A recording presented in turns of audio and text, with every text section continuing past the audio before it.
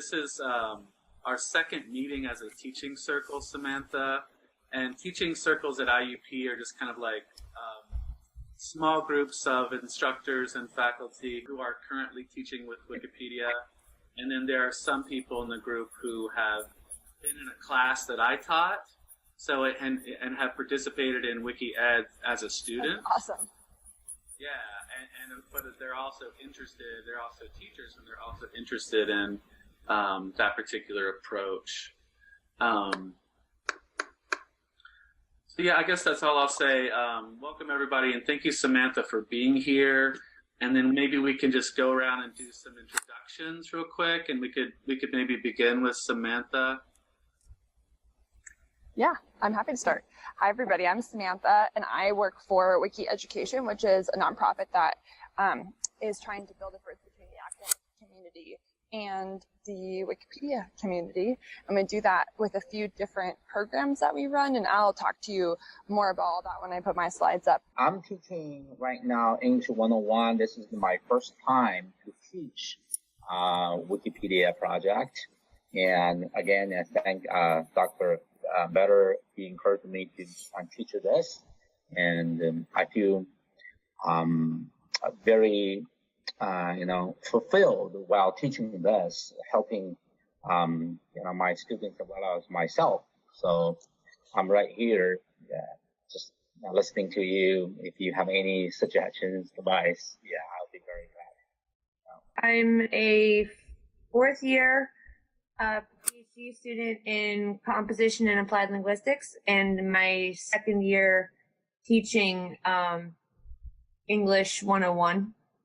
And I will be teaching English 101 again in next semester, and I'm hoping to use the Wikipedia pedagogy for my next semester. Oksana is a first-year PhD student, and she's also my graduate assistant. So she's been helping me with different things, and she came to the teaching circle because she was looking for me. So kind of by accident. But I think she's really interested in this approach, and we're talking co-teaching in English 101, like first-year composition, based education approach with that course next semester. I'm the third-year doctoral student in composition and applied linguistics at IUP. I learned about Wikipedia from Dr. Much. I think a lot of things can be realized there, like we can teach students how to do the collaborative job and teach genres. Just identity things, like it's a very good digital spaces. This year I'm teaching English 101, and the next semester I'm going to teach English 202. So I'm also thinking about to use the Wiki pedagogy in my course. So I'm in this circle to see how can I make that happen, and I hope I'm sure I can learn a lot from you. Hello everybody. I'm also a PhD student here at IUP, and this is my second semester teaching with Wikipedia, and I try to incorporate more critical approaches into my teaching. So I would also like to spark some conversations in our group regarding critical approaches.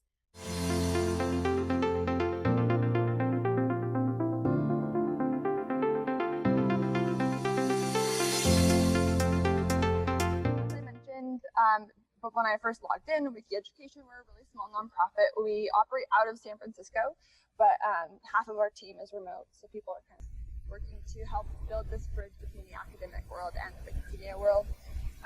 We very much believe that students should not believe everything they read on the internet, and that they should take a critical eye to not just Wikipedia, but all manners of information that they're receiving on the web. This is true of everybody. And we really want to drive home that you shouldn't cite Wikipedia, but everybody should write Wikipedia, which I think is great. I'm going to give you guys a little bit of a background on Wikipedia more broadly, just to kind of frame why it is we think it's important that students and scholars are thinking about Wikipedia in their in their scholarship. So it's depending on the website. It's the 5th or 6th most visited website in the world. There are about 500 million unique visitors who come to Wikipedia every month. There's something like 18 billion page views across all the Wikipedias. And that means, every language in theory has its own Wikipedia, and there are something like 290 different languages that all have their own collection of encyclopedia articles through Wikipedia. Yeah, 290 languages. The goal of the website when it was founded was to represent the sum of all human knowledge, which I think is a really lofty goal, and it's something that's very difficult to do when knowledge is always kind of transforming and changing and research is always happening. How do we make sure that we're keeping up? The primary way that most articles on Wikipedia get written is through volunteers. So most of the people who are managing English Wikipedia, the French Wikipedia, the Spanish Wikipedia are all volunteers, and they're all writing an encyclopedia for fun in their spare time, which is pretty interesting when you think about the population of people who does this. So when surveyed, about 80 to 90% of those volunteers surveyed that they identify as men, which isn't necessarily a bad thing in and of itself. We want to appreciate the volunteer time that goes to building these websites, while also acknowledging that, in the academic world, we have a really good sense that anything, you're not really getting the sum of all human knowledge. You're definitely missing perspectives. So this is where Wiki Education comes in, is trying to think about what are the gaps that exist on Wikipedia, and how can we help facilitate improving those gaps. So one of the ways that we can think about what those gaps are is a content gap. And one of the biggest ways that we think about this is the gender gap. And this is an example of one way that we can visualize problems with that kind of 80 to 90% male editorship is something like the biographies that exist on Wikipedia. And when you actually survey the total biographies on Wikipedia across all disciplines, what you find is that just about 18% of the total biographies on Wikipedia are about women, which is, I think, hugely problematic. When I first started at Wiki Education about 4 or 5 years ago, that number was 14%. So we are slowly growing the number of biographies that are more reflective of the world, but it's a very slow and tedious process. So we want to help, continue to put a fire under people to acknowledge that this gap exists and to help kind of reframe that and fill that content. Another way that we can think about content gaps is just by field. So when you look at the featured articles on Wikipedia, and a featured article is the best of the best that exists on Wikipedia, it's the closest thing to a peer review that we have on the site. Any article that goes up to become a featured article goes through a really rigorous process where they're reviewing the quality of sources, how comprehensive is the topic, how reflective of it is it of the available literature. And what you find is that the majority of featured articles very much reflect that 80 to 90% male editorship. A lot of articles about military history and warfare, a lot of articles about sports and video games and pop culture. Again, reflective of people who are volunteering their time to write an encyclopedia for free. They're writing about things that they care about personally, that they find interesting, but most of them are not academics. And so what we find is that there's a huge gap of missing information in academic areas of Wikipedia. And this doesn't mean that there are only 52 articles about health and medicine, for example. There are thousands of articles about health and medicine, but it means that only 52 of them are the best of the best, that are fully comprehensive, the right literature, feeling like they get the topic right. And in a perfect world, we'd like to see that this is a much more equivalent graph, and that every topic area has some or more, at least, featured articles that have reached that high quality status. Another way that we can look at the gaps on Wikipedia is just across different Wikipedias. So from left to right here is the most spoken, the blue chart is the most spoken languages in the world. So Mandarin, Spanish, English, Arabic, Hindi, Bengali, Portuguese, Russian, and then actually German is like 20 down the list. German's like the 40th most spoken language in the world. But then the green charts here show the number of Wikipedia articles as reflective to that list.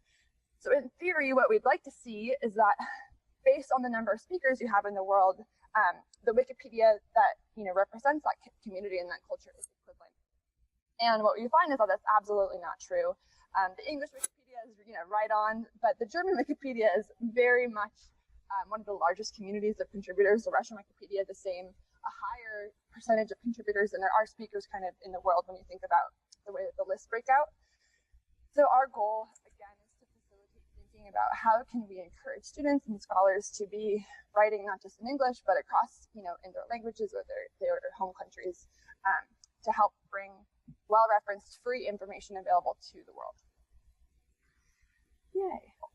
So definitely not the sum of all human knowledge. We're definitely pretty far away from that.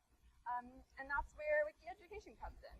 We're here to kind of try, like I said, to build those bridges. And our goals are to increase the equity on Wikipedia, so to increase the number of articles that are around equitable content areas, but also to bring a more diverse group of contributors to the site.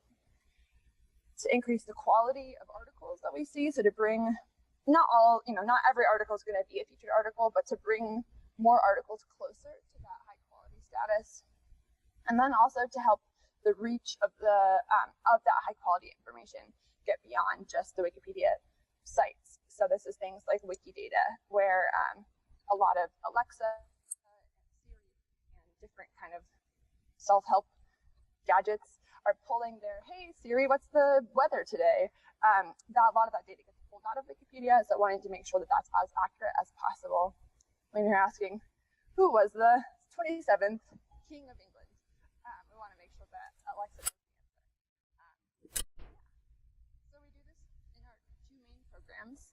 The student program, which is the one that most of you guys are currently participating in or thinking about participating in.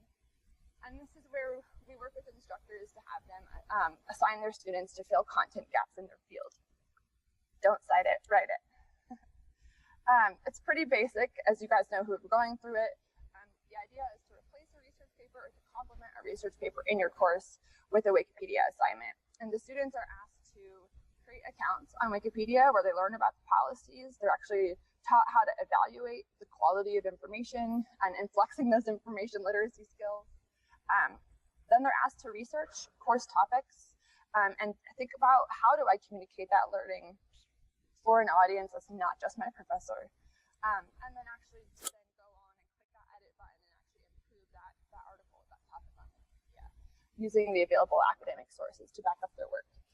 So this is very much a lit review. The students aren't doing original research at this point. That's where this is a really good complement to a possible final paper where you're asking students to do original research.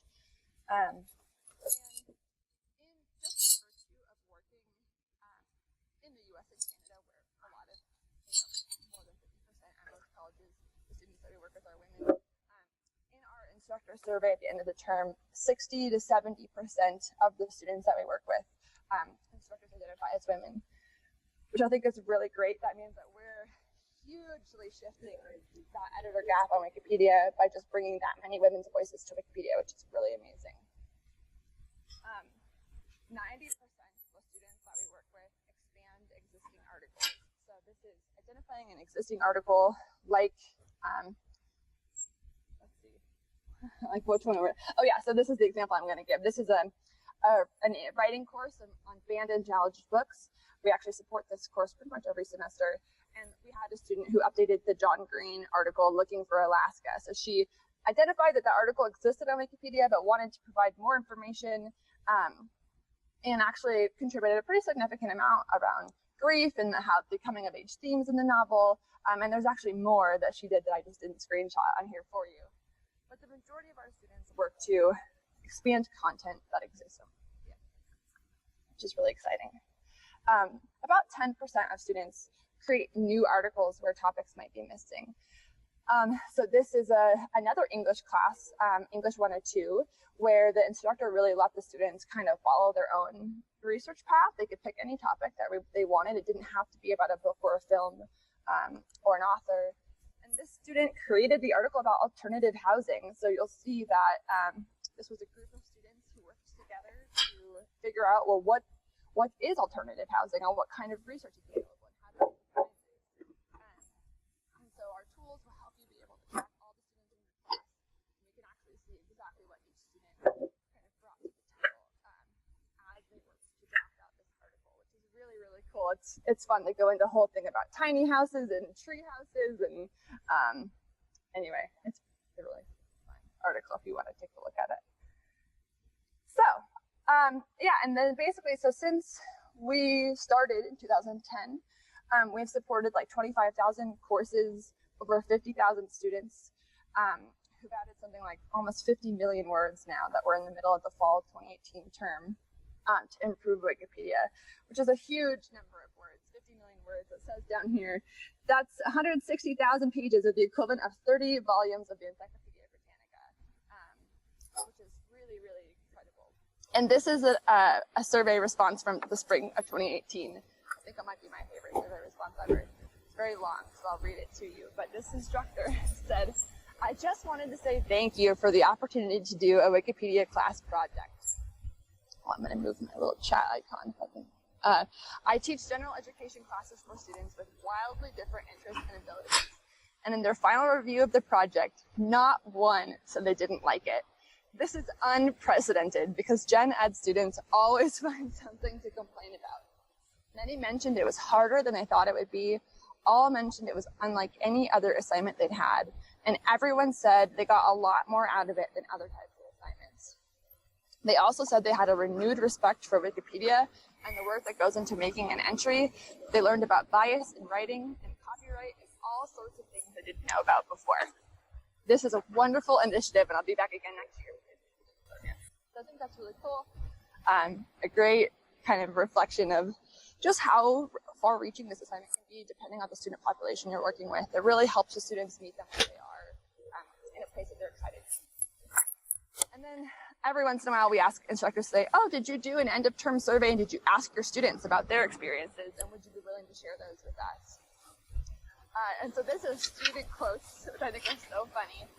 This one says, those Wikipedians don't play. If your stuff is weak, they'll delete.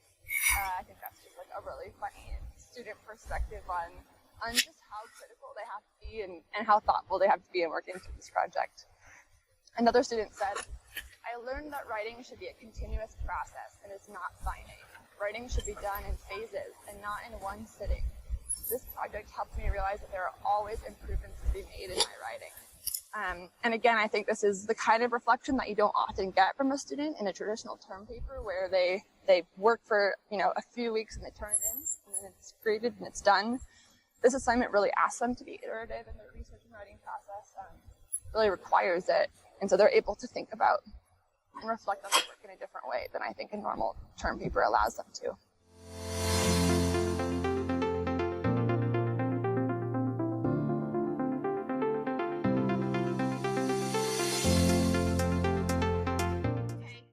So I have 3 questions for teachers who have experience teaching with Wikipedia, and 3 questions for teachers who haven't taught with Wikipedia before, right? So for experienced teachers, what critical approaches to Wikipedia-based instruction are you currently employing in your writing classrooms? Anybody who would like to talk about it? I can speak to that, Kelly. I have been kind of engaged with the gender gap. I think I did the first gender gap assignment in it was the spring of 2015. I taught a course called Women in Writing. It's kind of a hybrid composition studies, gender studies course. And we looked at Wikipedia's gender gap and worked towards improving content on representation of women for that particular project. And I really noticed with that project how social equity editing can be super motivating for students. So I've tried to continue that here at IUP. I haven't done it at the undergraduate level as much as at the graduate level with you all. I'm doing projects, for instance, to better represent non-male scholars, women scholars, and scholars of minority in our field, in English studies, for instance. Is another example of the work that I've done. I think that Wikipedia is fascinating as a pedagogical project, strictly because our students are so surprised to be told that they're going to write in Wikipedia in their English class. It completely floors them. The first year students that I had last spring, some of them still hadn't gotten over it, and we have been talking about it all semester. So it allows them to take something that they had, heard about for years and years and years as unreliable and untrustworthy and not worthy of our time, and completely flip that, right? Completely flip that paradigm, completely flip some of those ideas, and take on their own kind of, for themselves, examine that particular source and think critically about what can they learn about writing in that particular space, and what can they learn about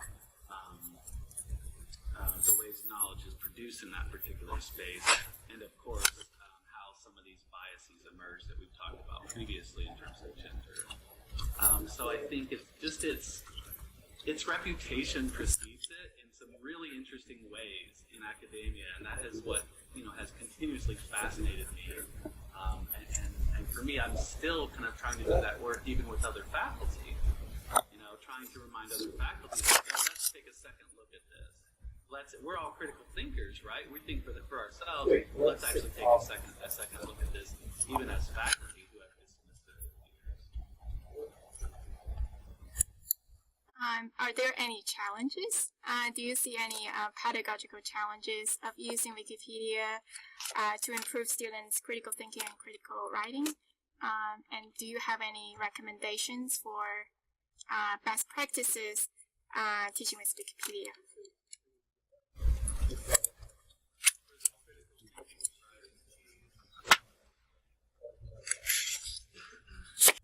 It can be overwhelming to them to all of a sudden confront the idea of Wikipedia as anything other than what they've been told by their high school teachers. And it can be overwhelming for them to confront knowledge as collaborative and in flux, right? That's a pretty hard idea to kind of wrap our heads around. Wikipedia is the encyclopedia now. It's what we use. It's what all of our apps use and all of the assistant devices use now. And to wrap our heads around the idea that this is something that is collaboratively produced over time, that's quite challenging. Are there any ways to overcome that challenge? The way that we help them overcome that fear is by really scaffolding out the assignment. This is not something that they're going to come to the day before it's due and have to produce. We're really working with them over a period of weeks to build their comfort level. So the first assignment is set up your Wikipedia username and take a name that you provided. The second assignment is, okay, let's evaluate an article on Wikipedia and see what's happening there, and use your sandbox, use your draft space to take notes about what you learned. And that helps them learn, click the edit button and to work in the wiki markup a little bit and to save their work, but it's in a private draft space, so it's not public yet. And then as they go through the process, they're drafting their article content. It's not until like 3 or 4 weeks into the assignment that they're moving that content live. And even then, we're still going to continue working on the article for another week or 2 to see what feedback they're getting and to make some changes. So the way that we help combat that fear is by making it feel like really small, iterative learning opportunities, and they're not expected to just know one day how to do this. Yeah, thank you for sharing. Some of my students mentioned about how they wanted to bridge all the gaps, which is almost impossible. So I think that's definitely very informative. So I also have some questions for teachers who would like to use Wikipedia in the future, but have not started yet. Okay, so how likely are you to use Wikipedia for developing students' critical thinking? Why or why not? I'm very likely. I'm actually planning to use it next semester. I just really am not sure where to begin, so I'm going to think about what Samantha just said. Oh, there she is. Okay. Think about what she just said about scaffolding for the students. I have to scaffold for myself as well. So I start in the same place and get familiar with it. In terms of like last time we met, Dr. Vetter helped me at least to get a username and like just get comfortable with the sandbox and those kind of things. So I think for me, if I just do like one step at a time, I just need to think about how to make the most of critical thinking and using the Wikipedia as a way to do that. Also, would anybody like to share about any challenges you anticipate before you experiment with Wikipedia-based writing? I think the first challenge I can predict is about the content. If we ask a student to randomly select what they are interested in, it's challenging, like how are you going to control? Like as a teacher for a long time, I still kind of that position need some control to guide students to learn as more as possible. So what if they just select something randomly, and especially something I'm not familiar with? Then this leads to another question: how I'm going to grade them? If we tell students we are going to grade them based on the content rather than the words, they may, kind of try to create as shorter as possible paragraphs. And if you judge it, if you want to grade the content, what is the criteria?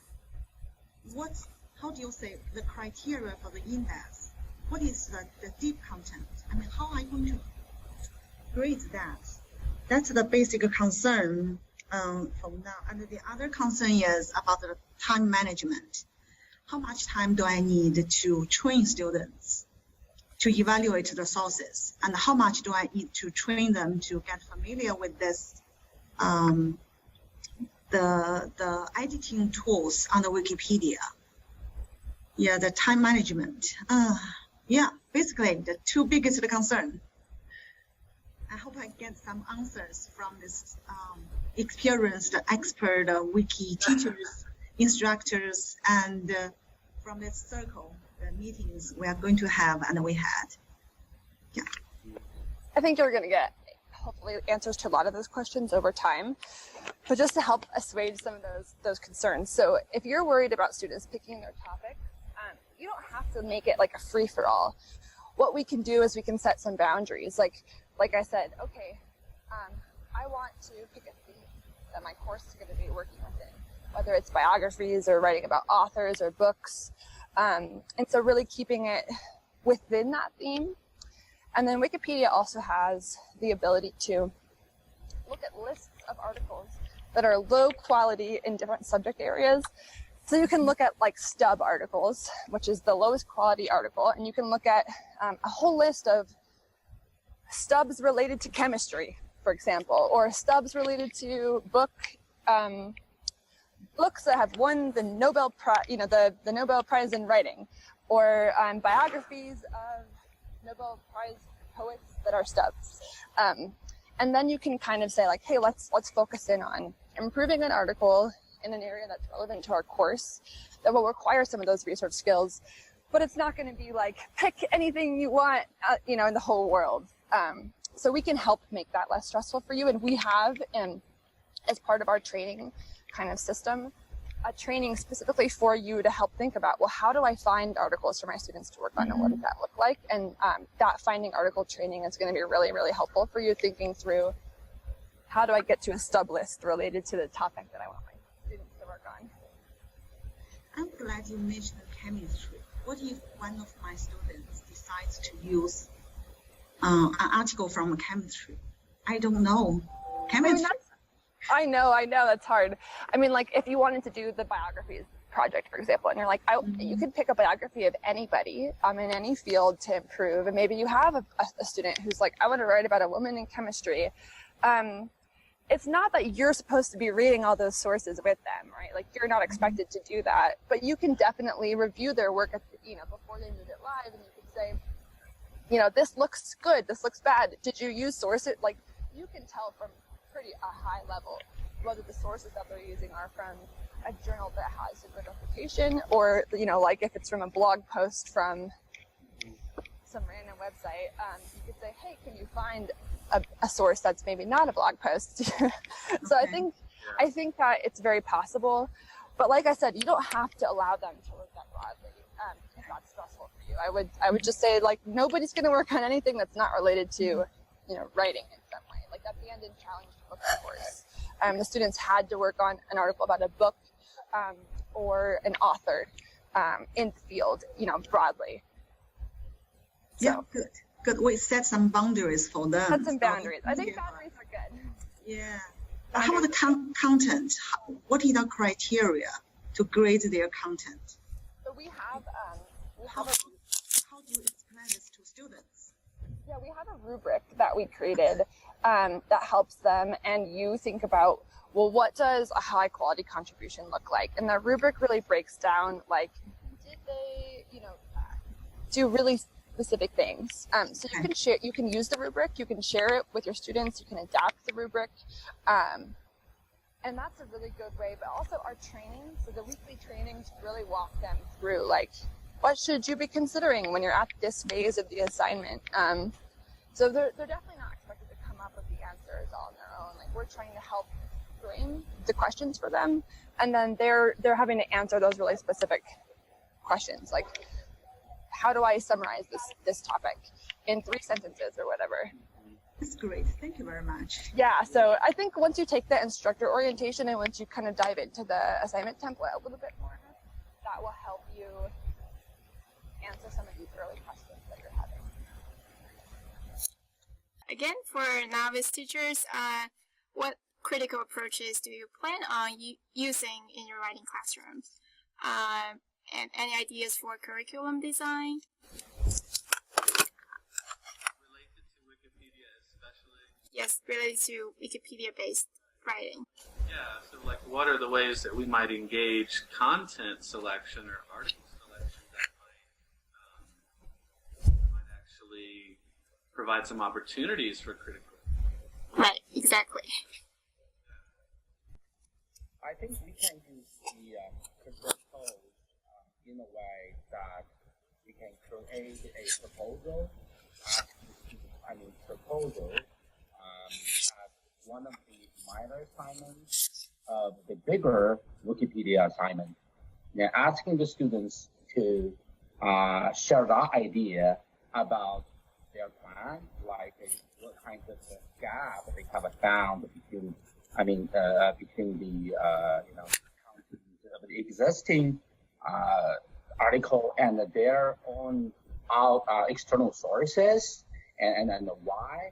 So the proposal, actually I have done it in my teaching, and the proposal consists of several major questions, like the gap, why they chose it, and what was the gap, and how they were going to do it, and then what sources they have found, and then how they were going to use the sources for their conclusion, and then also what kind of problems or difficulties they are having. So those sort of things. I think this is critical to trying to give the students opportunity to train their critical thinking, to critique, the articles that are existing.